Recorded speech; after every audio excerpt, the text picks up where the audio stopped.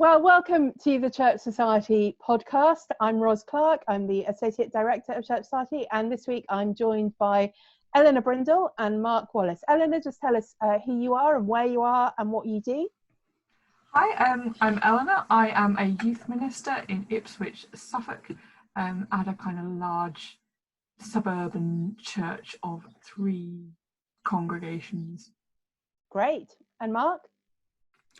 I'm priest in charge of 2 parishes in Colchester, just slightly down the A12 from Ipswich, where Eleanor is, St Peter's and St Botolph's in the Colchester town centre. I also do a little bit of moonlighting on the side, working as a regional director for Church Society, which I think is why you called me in to do this. Mostly that is right. And you say regional director. I mean, it's quite a big region, isn't it? Yes. So technically regional director for the South. Which is pretty much anything but south of the Severn and the Wash line, which on half a day a week has been a little bit of a challenge over the last year or so. But still, there's plenty to do, which is a good thing, even if we could probably do with another half dozen regional directors to make sure that we can do it properly. Absolutely. If people aren't quite sure whether they're in your region or George's region, do you just get in touch with the Church Society office and we'll point you in the right direction. And we'll see what we can do to help. Great. Well, coming up later in this podcast, we're going to be talking about bishops, which the appointment of new bishops seems to be going on apace, despite everything else. And I have some announcements to make and various other things. But we're going to begin by talking about youth work. That's partly why we've asked Eleanor to join us for this discussion. But also, Mark, you're in a household mostly of teenagers, is that right? Yeah, that's right. There is a reason I'm wearing noise-cancelling headphones this morning. Good. You have 4 teenagers, is that right? Are they all teenagers? Almost. So we've got a 17-year-old, a 14-year-old, and 2 12-year-olds who are all battling away with the lockdown at the moment. How are they finding it? I mean, you know, we're all finding it kind of weird and strange and difficult. What's life like for a teenager at the moment? Is it fun? Are they enjoying it? Are they finding it hard? What's keeping them going? I think they'd be appalled that you're asking their father that question. But I think in general terms, I think they're finding it much like the rest of us. It is pretty hard. It's pretty frustrating. I think they really miss being able to get out and about and see people. Without wanting to generalise too much, I think they find the whole transition to online life slightly easier than many other generations. But I think they also are feeling very acutely the lack of being physically able to engage with people face to face. I think also, I don't think I'll be the only parent saying this, I feel desperately sorry for them trying to engage academically online at the moment.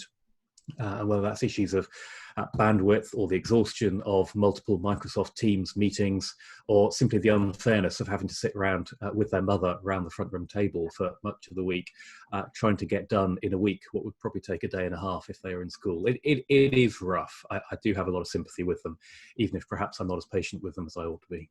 Yeah, absolutely. And just the whole exam thing. I mean, you have some who are sort of at that end of the thing, and you know, some have got exams that have been cancelled this year, and others are thinking, well, this time next year I'm supposed to be doing exams, but I'll have missed a really good chunk of teaching time for GCSEs and A-levels, and the sort of uncertainty around that I think must be very difficult at that sort of age. What have you been doing as a church for teenagers and young people, Mark? Have you got many others, or is it just your boys, or are you in charge of that? We have a few others. Lizzie and I, my wife and I, have been doing some bits and bobs. We've got a Sunday evening thing called Rock Solid. It used to meet, I think, once a fortnight back before the days of lockdown.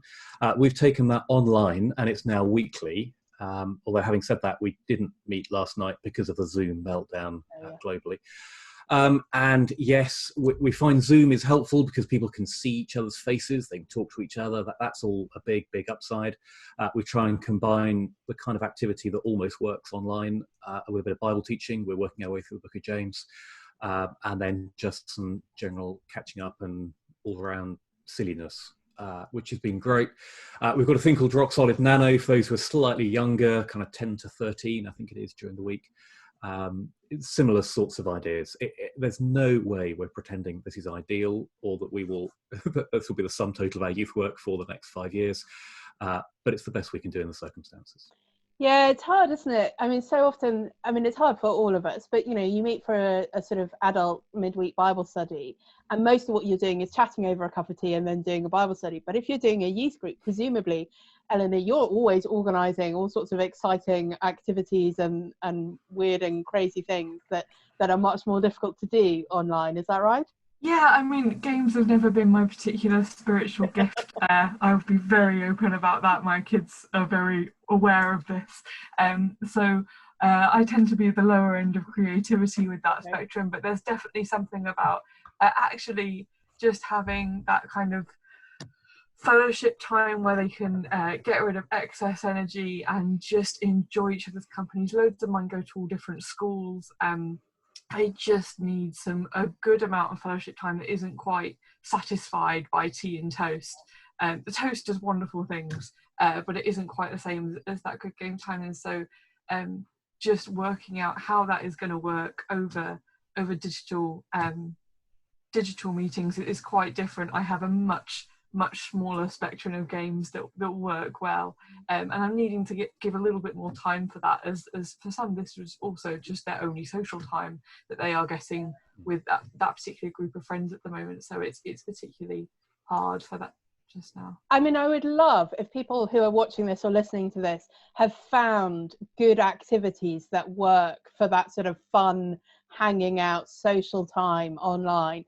Do let us know. If you're watching on YouTube, you can leave it in the comments. If you're listening onto the podcast, send me an email or a Facebook comment or something, because I'd love to be collecting a list of, good, fun online activities that teenagers are enjoying. But Eleanor, so there are challenges, and it's certainly hard. But you've been finding there's some opportunities that have come up as well. Tell us about that. Yes. So I have a wonderful, particularly, all of my kids are wonderful. I'm going to say that now.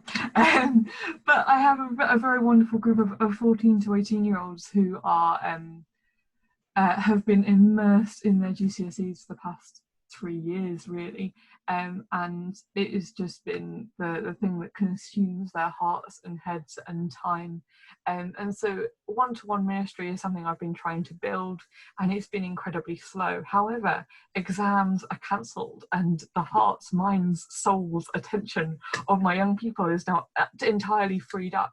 And suddenly they are thinking, well, yes, I really do want to have virtual coffee with you, and I want to do this, and I want to do that. So as it stands, I am currently going through the book of Matthew, Romans, Revelation, and I am reading 3 different Christian books with young people at the moment. So I am absolutely exhausted and going slightly mad by how much time I am spending staring at the screen and with earphones like stretching my ears. But what complaints can I have? It's an amazing blessing that this has sort of been able to happen, and just really enjoying the fact that my young people are really willing at this time to be working hard at their spiritual life and their understanding, and to do prep, to read ahead, to come with a list of questions. My kids who I read Matthew with read the chapter in advance, and they literally just come to the call with a big list of questions, and we spend half an hour being like, what on earth is going on, and answering all those questions, or reading a chapter of a book in advance and saying, oh, I really got this, but I really didn't understand this, and I don't like that, and that was me. And I can complain that I'm sitting here on my laptop all day and I'm actually going mad, and I'm feeding myself chocolate to stop myself yawning because it's actually quite exhausting. But this is a tremendous blessing, and I am not insensible of that. That is really exciting, isn't it? Just those seeds that have been sown over the years suddenly coming to fruition in an unexpected kind of way. Because I do think it is a myth that we are all sitting around with lots of extra time on our hands. But I can certainly see if you're a year 11 or a year 13 student, you suddenly do have a lot of extra time on your hands that you weren't expecting. And people, you know, are sort of free during the day, presumably. You know, you're not just having to Yes, fit I around can do lunchtime. school Yeah. times or clubs or whatever. Yeah, previously I had, you know, several people contending for the 4:30 slots. After school I'd meet in a cafe, and I was sort of alternating people every other week, and now I have people in lunch times. All my 4:30 slots are free, and being taken up by them, and it's a lot more flexible and a lot more intense than could normally do. So most of them I only usually do every other week, whereas now I am able to do everybody weekly, which is fantastic. And I have a question. You mentioned about it being a bit more intense, and I can certainly see how that would be the case. I wonder other things that we ought to be mindful of around safeguarding when we're working online. It's a different thing, isn't it, than if you're meeting up with a teenager one-to-one physically, but there are still concerns probably. Yes, I think there's you know, there's where are they calling you from, who is aware of it in the house. I think it helps with teenagers is the joy of everyone kind of being at home all the time, at least, is that actually parents always know what's going on. And if you say to the parents, well, I'm going to be calling at this time and we're going to call for about an hour, and you know, this is roughly what we're doing, and that is really helpful if that's what's going on. It's safeguarding is so much harder online. I think I worry more with the groups actually. You know, we haven't used Zoom simply because I don't want any of them to have control of the record, what we are using right now. Actually, nothing should be recorded, nothing should be shared. And so we are using Google Hangouts, and then always having 2 adults, if you can, on those calls is really important.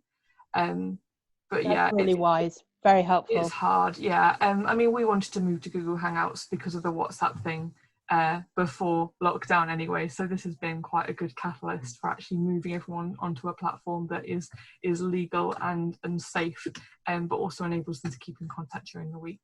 Yes, and there is a thing I remember from my time when I was online pastor about you know, platforms that they are legally able to be on. So most platforms, the legal age is 13, but WhatsApp is older than that, isn't it? WhatsApp is now 16, and so for 11 to 14 groups, that's just totally out. And also it's there are various limitations in the privacy and the ways in which WhatsApp is used doesn't always encourage the best interaction, and Google Hangouts is quite a light social and encourages slightly better, if sometimes very silly, interactions. Yeah, that's very helpful, because not only do we want to be careful in terms of our meetings and our safeguarding of what we're doing with them, but we don't want to also then encourage them and open them up to be using things that might be dangerous in other ways. Yeah, definitely. And just in terms of resources, so obviously, I mean, it's really exciting to hear about what's going on, Eleanor, with your teenagers, and Mark, your group that's continuing on. Are there other things that you are recommending to your teenagers and young people that they can be engaging with? Other resources that would be helpful for people to know, things that you found that, that's really hitting the spot for them? Or are there things you think, I wish somebody were producing this, and this, so that I could give it to my teenagers? Personally, I haven't been using or recommending loads with them, because actually what they're appreciating more and more is actually just everyone opening their Bible together and being like, oh, do you know what, we're all reading the same Bible, everything is very strange and different, but we can all open and rotational read together, and they seem to be enjoying that way more than usual. But for Matthew, I did get these, I don't know if you can see, we'll put a link to that as well in the yes, and they are just, and I'm planning to send these out to some of my girls who I'm doing Matthew with, as just something to keep them going throughout the week. And it's got activities, really helpful things, and just to help them get through that. And I am so excited by that resource. I bought it and was like, why didn't I buy 10 of these? That's Head, Heart, Hands. Who is the author of that? Linda Alcock. Linda Alcock, great. Mark, how about you? Is there anything you've come across that you've found helpful for that sort of age group? No, and I'm going to be really careful at this stage not to sound overly sanctimonious. Yeah. We've made quite a thing of just saying life is now just pretty much stripped back to its basics. And having been teaching for months, for years, the Bible is all you need. We've tried to make a little bit of a thing of saying, hey, you know what, the Bible is still all you need. Having said that, I've made a note of that material that Ellen has just mentioned, and I'm sure we'll move on to that quite soon. But just to be able to say to folk, actually, you don't need to panic. You've got a Bible at home. Just open it and read it, and it is sufficient. Great.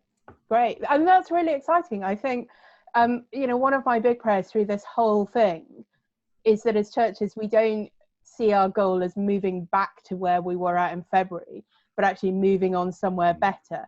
And if part of that better is people actually reading their Bibles and engaging with them directly, that's amazing, isn't it? That's definitely great. I think, that this could be a catalyst for change in many areas of church life, and definitely also in youth ministry. I'm hoping to really be able to push and sort of move more towards one-to-one ministry and less emphasis on programmatic. And part of that is just the joy of them all being like, oh, here's my Bible and I'm reading this at home. And actually, that's much more exciting than many resources that I could be using right now. Great. Well, and so then one other thing I wanted to ask about, and maybe this is again a similar kind of thing. Obviously, in the next couple of months, lots of teenagers would normally be anticipating going on a summer camp or a beach mission or some kind of, maybe going to Keswick with their families or, big events, that sort of stuff. Is all going to be cancelled this summer and potentially for some time to come, I guess. What is it that teenagers are going to be missing out by not having those events? And are there ways we should be thinking more creatively now and in the future about what they might be getting from that? Mark, do you want to start?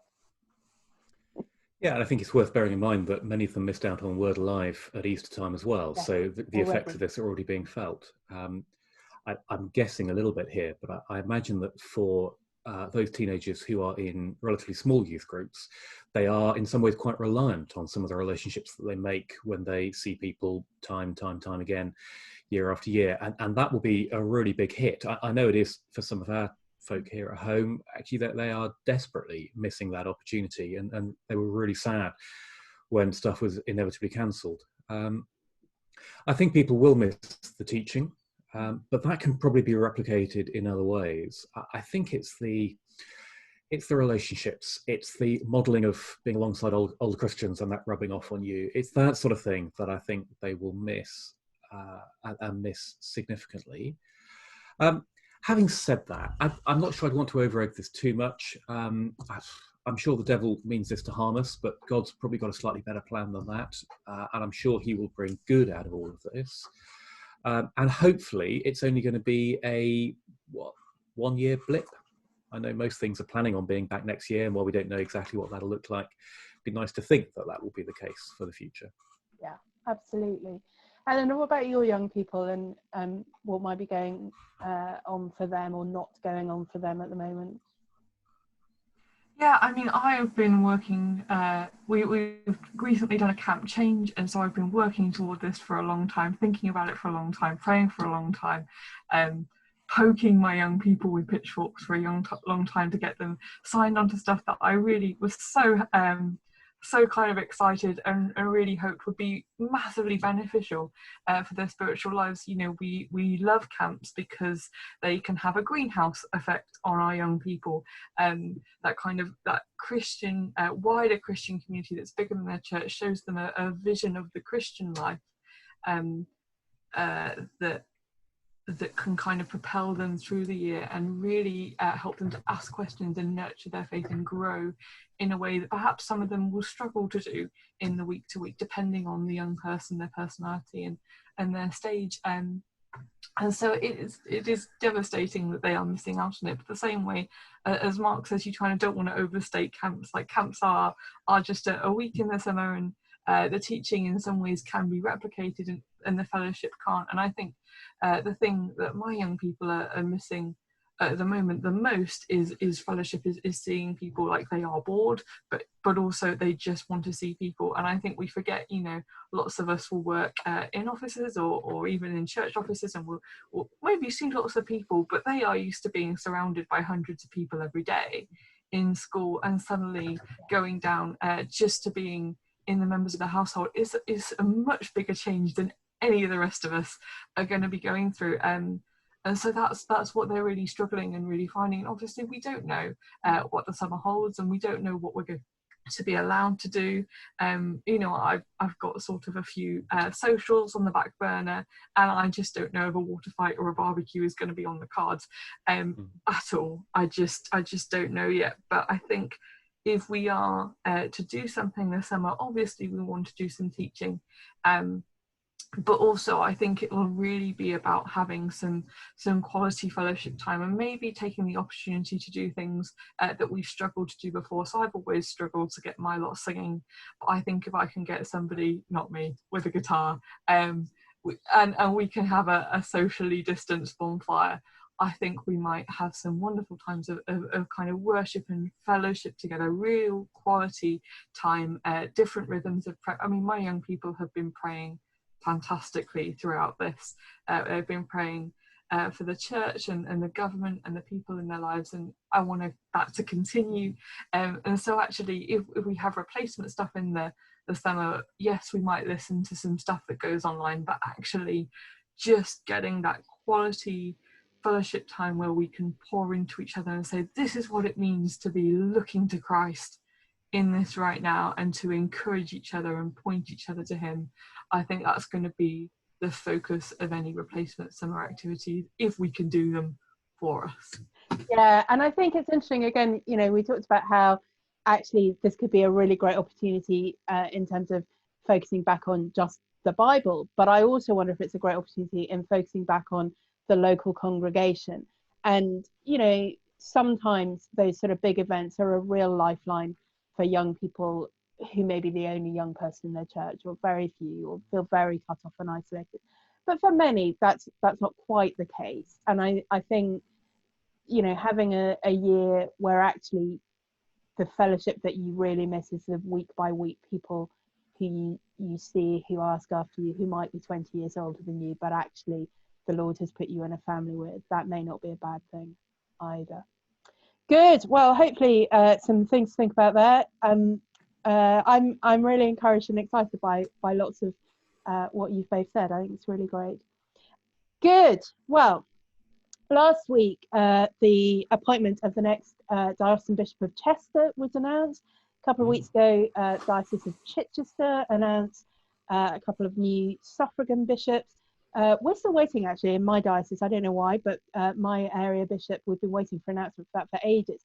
But it does seem like, in general, the process is moving on and people are being appointed, and removal companies, I think, are now allowed to work. So some of these things will happen. I was really encouraged by the appointment of Mark Tanner as the new Bishop of Chester. Mark spoke at our Jake conference last summer. He did the Bible reading for us, and I thought spoke, it was just really beautiful and really moving, actually, and I will put a link to his talk in the notes for this. So I think that's a great appointment in Chester. I don't know the new bishops, suffragan bishops that were appointed in Chichester, but I hear good things about Ruth, I want to say Bushjager, but I don't really know how you pronounce her surname. But anyway, I hear good things about her as well. So, you know, good people being appointed. There are still, however, no complementarian evangelical bishops. There are great evangelical bishops like Mark Tanner and many others, but there are no complementarians. And for a Church of England that says it is committed to mutual flourishing of those who are egalitarian and complementarian, it does seem as though that may not be being worked out in practice. Do we think it is a problem? Mark, do you think it is a problem that we don't have any complementarian evangelical bishops? First of all, it's probably worth saying that the Church of England sees it as a problem. Yeah. So Lord Green, back I think it's 2014, was writing about underrepresented groups and referring specifically to Black and minority ethnic, conservative evangelicals and traditional Catholics. So I don't think it's just the conservative evangelicals who are saying we think there's a bit of an issue here. The Church of England more widely would acknowledge it as well. But is there a problem? Yes, I think there is. I mean, obviously, many of us benefit from the ministry of Bishop Rod Thomas, Bishop of Maidstone, who is now an assistant bishop in a whole load of dioceses. I can't actually remember how many offhand, but it is a substantial number. Yeah. And if you are a resolution parish, then you are in a position to benefit from his ministry as well, which is great. But obviously, there are a lot of complementarian parishes that are not resolution parishes. There are a lot of complementarian clergy and laity that are not resolution parishes and therefore don't have access to that ministry. And there's also something somewhere about the issue of balance, which ties into the mutual flourishing question. So yes, I think there probably is an issue here. Although I'm just going to flag up that I think the Church of England's also got a few other problems up its sleeve at the moment. So this isn't the only one by any stretch. No, that's right. And it may not be absolutely the most pressing issue this week for them, but it's just a thing, you know, that I have been noticing, and with new appointments being announced, it's just there, isn't it? Do we think is part of the problem, you know, it's one thing to notice the problem, it's another thing, well, actually, are there solutions to this? What could we be doing? And I think there are things that could be happening on a number of different tracks. I don't think it's just a question of, and I certainly don't want to be saying this, I don't think it's primarily a question of discrimination, deliberate discrimination. I mean, there may be some of that going on, but I don't think that's really what I'm saying. I think there are issues around the way in which conservative evangelicals have engaged with the Church of England, which have not helped our cause, perhaps, not always engaging well with getting involved in the hierarchy, being involved in synods, serving as rural deans, those kinds of things. But I also wonder whether some, at least, would see that there is an inherent problem. How is it that a complementarian diocesan bishop could hope to fulfill that role when obviously there will be ordained women in their diocese? And is that just a problem that we can't get past? Well, there is a credibility issue here. I think it's probably helpful to nuance that, in that credibility is slightly different from trust. And I don't think, although I may be wrong, but I don't think people are saying, we don't trust you to ... But the credibility issue comes up when you have questions at interview. First of all, let me stress, we are imagining this. We're guessing a bit because we're not privy to the inner workings of the appointments. But it's not hard to imagine a question, something along the lines of, what evidence could you offer ordained women that you would actively support their ministry? And that's a question that's going to have to be answered with evidence rather than just assurances for the future. Just earlier today, actually, I had a little bit of a dig through Crockford's, looking at all those who've been appointed as bishops since the legislation was introduced in 2014. There's a very, very substantial proportion of those who have done some kind of ministerial service in the Church of England that demonstrates that kind of credibility. So a very large proportion have served as archdeacons somewhere for a period of time. Others have been involved in training institutions. Others have been involved in significant diocesan appointments that would have required them to work across the range of churchmanships within the Church of England.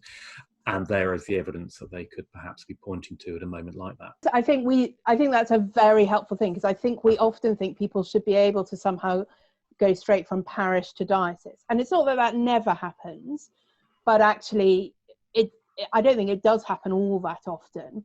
And as you say, if there's already that question around credibility, some of those in-between steps help to demonstrate that much more tangibly. Yeah, sorry, carry on. Which is not to say for a second that any of those potential conservative or complementarian evangelicals would be unable to do so, but it's a credibility question. Yeah. How can they demonstrate that at interview? How can they give assurances? And obviously, we're still slightly living in the light of the issue with Bishop North in Sheffield and how that unravelled so quickly.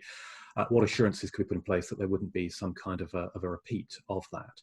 Yeah. You're right. There have been a few folk who have gone straight from parish ministry into a bishopric role, but very, very few. And without naming names or getting personal or anything like that, you look at who are the conservative evangelicals, who are the complementarian evangelicals who could potentially serve as bishops in the light of all of this. They are folk who have got a long track record of fruitful parish ministry behind them, but not necessarily very much else. Yeah. Now, many of us might make the counter argument that actually they can therefore demonstrate exactly what matters and everything else is perhaps a little bit by the by. But it all ties into that credibility question, and understandably, those involved in the process would see it differently. I think that's right. I think that's really helpful. I mean, I am always concerned when people are appointed to bishops with very minimal parish experience. I mean, I think Rowan Williams was a great example of that, wasn't he? Of I think hardly any at all. And I'm not sure that's a good model. But I think we are being naive if we assume that people can and should be appointed in that kind of way without any other experience at all. And then when we were talking about this earlier, you mentioned just that this isn't just a one-way issue either, is it? Just explain how that works as someone in your sort of role. Yeah, I mean, Mark was talking about a credibility issue, and I think sometimes that's the issue we have of no complementarian bishops is the credibility of a complementarian position in the Church of England is fundamentally undermined. And so as a lay person in full-time ministry in the Church of England who is not ordained, that and working in a diocese and in a context that is largely egalitarian, it's astonishing how much my ministry is subliminally undermined by the things that people say when they're trying to support egalitarianism. I do think back to a national youth work apologetics conference a few years ago where somebody was arguing for women's ordination and women preaching and saying, oh, well, you effectively, if you keep women out of the pulpit, you're effectively halving the workforce. And I'm like, thank you for just undermining me in front of my entire youth group who I brought here. But I appreciate, and so I think actually there is a question of credibility in that actually if we are not recognising that this is a legitimate position that can be held by people in the Church of England, and we are not being sensitive as an entire national church to the fact that there is a large portion of us who are complementarian conservative evangelicals, it creates a narrative that is often slightly ultra clericalist, in the fact that it starts to create a narrative where actually only ordained ministry is valuable and undermines every member ministry, undermines lay ministry. And I used to work in an FIEC context, and I never found it hard to be a complementarian. Then I sometimes was a very grumpy complementarian, and I didn't always like things about the culture. But I've never, I suppose, faced quite so much disdain, secondhand, by people who don't intend it, but by people who are implicitly and consistently undermining the value of lay ministers and lay ministry and the values of an active lay involvement in, I think that's right, preserving the doctrine of the church. Yeah, no, I agree, and I've experienced similar things as well. I think we do want a commitment to mutual flourishing. So I do want to see evangelical ministry flourish, whether that's somebody who's an egalitarian minister or not, whether that's someone who's a male or female minister. But I would love them to feel, I would love to feel a bit more that people were committed to the flourishing of people like you and me as well, Eleanor, and indeed Mark. Good, Mark. It's probably also worth saying that in terms of the that there's an awareness of the lack of diversity, that this probably isn't the biggest issue at the moment. So the Green Report picked up on not just traditional Catholics and conservative evangelicals, but also on Black minority ethnic. Absolutely. And absolutely that must be a priority in the Church of England and more widely. And it's great to see that as that's slowly starting to take effect. But I think it's probably also fair to say that ethnic diversity is currently seen as being more relevant than a diversity of churchmanship. And we're probably just having to live with some of the fallout from that, while affirming wholeheartedly that, enabling Black and minority ethnic folk to get it more into ministry is a vital thing for the future. Absolutely, and certainly as evangelicals, and probably particularly conservative evangelicals, I think we are not good at that and don't have a great track record, and I think could be doing much more to play our part in that kind of diversity as well. And maybe that would be a way of opening up more diverse theological traditions as well, if we had more Black and minority ethnic people from our sort of theological perspective as well. Good. Well, just in the last couple of minutes, I'm going to ask both of you. I have no recommendations this week. I'm just going to put that out there. You've had all my recommendations the last few weeks. I just got Netflix in the last week, so I can give you my top 3 Netflix reality shows if you like. But Mark, I believe you have something more edifying to share. Like many in church leadership, I've spent the last couple of months in some sort of semi-panic mode, trying to cope with the crisis. But bit by bit, is starting to think how we plan as leaders for the immediate future. I've been really helped by a few things recently. Chris Green, who was vice principal at Oak Hill when I was training there and taught church leadership, has got a really helpful blog, Ministry Nuts and Bolts, I think it's called, or something like that. We'll put a link. Brilliant. He's got a particular post, What Are We Learning There, which is really worth, I think, spending a little bit of time on. And I found that very helpful. I was involved last week in I'd say involved, as in benefiting from hugely, some leadership material with James Lawrence from CPAS. There's a lot of thinking that they've done on what it means to be leading in lockdown. That was very useful as well. I believe some of the materials available online. Right. And also, I know, like many others, I've been a bit of a fan of Michael Hyatt in the States with his Lead to Win leadership material. And I think he's particularly good on leading in a time of fluidity and uncertainty and making the most of opportunities rather than just being weighed down by the burdens of it all. And a substantial amount of his material is relatable to church leadership at a time like this. So, yes, that sounds really all 3 of them. Far wiser than me. Listen to them, not me. That'd be most helpful. Great. They sound great. Eleanor, how about you? What have you been encouraged by and enjoying lately?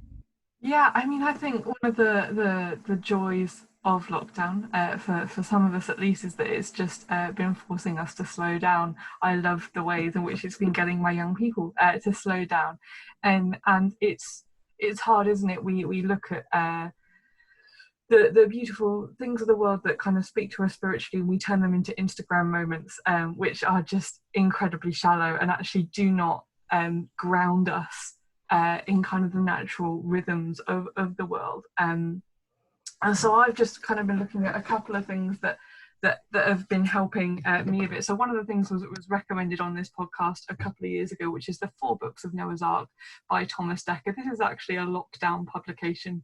This is a playwright in the time of Shakespeare who in the 2 summers that the theatre was shut down because of the plague, decided to write a book of prayers, because actually, as Russell Brand has noted, everyone suddenly wants to pray. And just the thoughts about living in the light of death, and the kind of slow, steady, ponderous and yet thoroughly beautiful and heartfelt prayers in there have just really been kind of nurturing me and speaking to a deep place of my soul that I don't always access very well. And for those of us who've been spending more time in our gardens, if we are privileged enough to have them, actually I've just been enjoying John Clare. It was a poet who was a shepherd, and so very, very intimate with the rhythm of the seasons and just stopping and noticing every little thing that's going on around you. He also was someone who had a great faith in God with mental illness, and so actually looking at the light of God and the comfort he brings us in the slow movements of the seasons with him has just, while I sit in my garden and just appreciate the small blessings that I do not take for granted. Or I am now learning to not take for granted, but I totally take for granted all the blessings that God has lavished upon me, and that has just been a joy to do. A few months ago, a friend said to me a thing which I had never thought before, but it's really terrific. If you imagine that all the things you don't say thank you for and are not grateful for are taken away from you, you suddenly realise how much you have to be grateful for. And it's quite eye-opening. So that's my little top tip for the week. Great, thank you both so much. Just to let everyone know, we have now announced, I don't think this will be a surprise to anyone, the cancellation of the last Church Society Regional Conference that we had been planning to hold in June. So that has been cancelled. I say cancelled, we are still very much hoping to be able to reschedule regional conferences, maybe in the autumn, maybe sometime next year. The one that we were able to hold in Manchester was just a really terrific day, and we were so pleased to see so many people there. So we do hope to be able to host those again at some point in the future. But for now, we won't be having them online. We're not having them in person. You can, however, listen to Lee Gatis's talk from the Manchester conference that was recorded. That's online. It's on the Church Society website. I'll put a link to it in the description here. And I really would encourage you to listen to that. It's really insightful and thought-provoking on episcopacy and evangelical leadership, some really challenging stuff in there. We also won't be hosting our AGM as anticipated in June. We had been planning to hold it during the week of EMA. EMA has gone online. We can't hold an AGM then. We will have to have an AGM. It's quite complicated. Church Society is not just a charity, it's a company. There are rules about these things. We will let you know as and when we know what's happening with the AGM. But all of that information will be on the Church Society website. Thank you so much for watching and listening to the podcast. If you are enjoying these podcasts, I just want to let you know that there is quite a substantial archive of what I like to call the old podcasts. So these are only available in audio. We didn't record them in video, but they are all available on the Church Society website. If you're watching this on YouTube, I'll make sure I put a link there. And if you are one of these people who suddenly has time on your hands, or you're looking for something to motivate you while you're going for your daily exercise and want something to listen to, then you might enjoy checking out the archive of old podcasts there. I'll be back again next week with some different guests talking about different things. If you come across something in the week that you think I'd really like to hear them talk about that on the Church Society podcast, then do drop me a line. Thanks so much.